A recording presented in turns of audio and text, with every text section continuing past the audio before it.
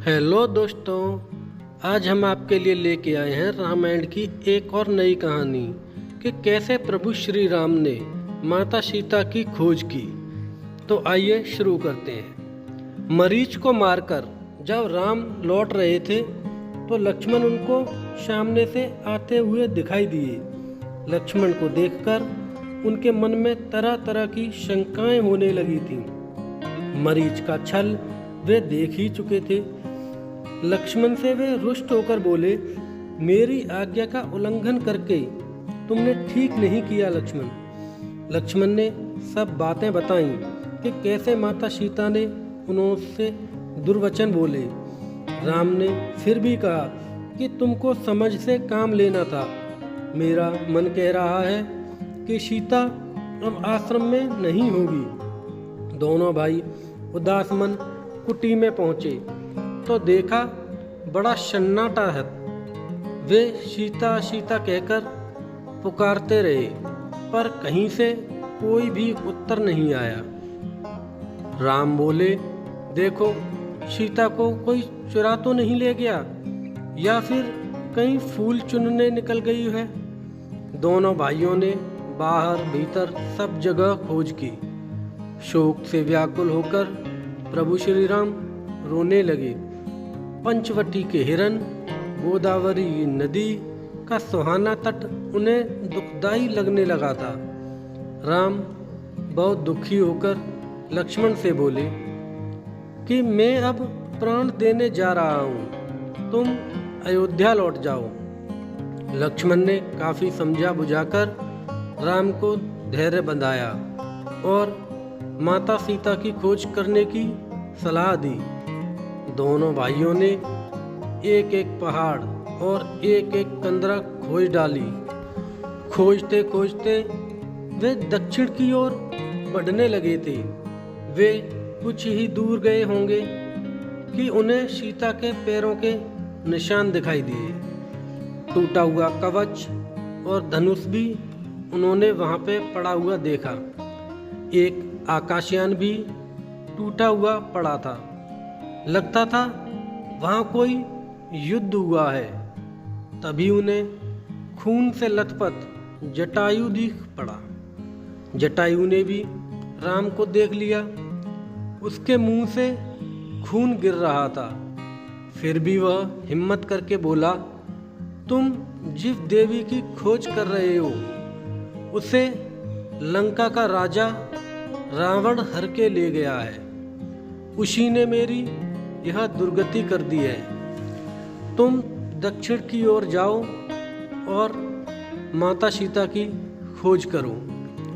इतना कहते कहते उसकी जीभ भी लड़खड़ाने लगी थी और आंखें बंद हो गईं। राम ने धनुष बाण फेंककर गिद्धराज को गोदी में उठा लिया और उसके लिए विलाप करने लगे। उन्होंने लक्ष्मण से कहा, देखो इस पक्षी ने भी हमारे लिए और सीता के लिए अपने प्राण दे दिए। यह एक संत है, हमारे पिता का मित्र भी है। तुम जाओ और वन से कुछ लकड़ियां बीन लाओ, मैं इसका दाह संस्कार करूंगा। जटायु को जलांजलि देकर प्रभु श्री राम और लक्ष्मण एक घने जंगल में पहुंचे। शाम ने देखा तो कंबद नाम का एक बहुत बड़ा दानव उनका रास्ता रोके खड़ा था। उसने एक एक हाथ से दोनों भाइयों को पकड़ लिया और बोला कि भगवान ने आज मुझे घर बैठे ही भरपेट भोजन दिया है और मैं कई दिन से भूखा भी हूँ। राम लक्ष्मण ने अपनी अपनी तलवारें निकाली और उसकी भुजाएं काट डाली। कंबद व्याकुल होकर पृथ्वी पर गिर पड़ा। राम के स्पर्श से उसकी बुद्धि शुद्ध हो गई थी तो कंबद बोला, मेरा दाह संस्कार कर दें तो आपकी बहुत कृपा होगी। उसने यह भी कहा कि सीता के बारे में मुझे कुछ मालूम तो है नहीं, परंतु मैं आपको एक उपाय बता सकता हूँ। यहाँ से दक्षिण पश्चिम की ओर ऋषिमुख नामक एक पर्वत है। वहाँ मंत्रियों सहित सुग्रीव नाम का एक वानर रहता है। बहुत ही भला इंसान है, आप उससे मिलिए। उसकी मदद से माता सीता का पता लग जाएगा।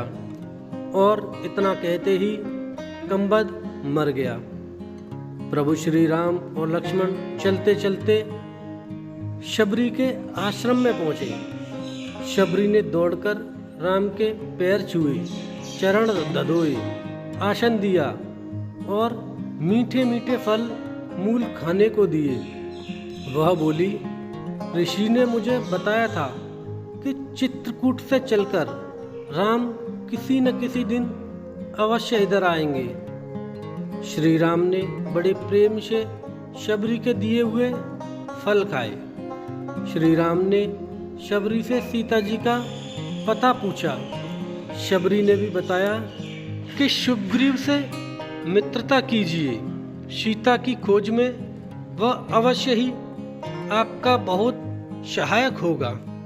तब शबरी ने श्री राम को मतंग ऋषि का आश्रम और मतंग वन दिखाया और ऋषि के चमत्कार की बहुत सी कथाएं सुनाई।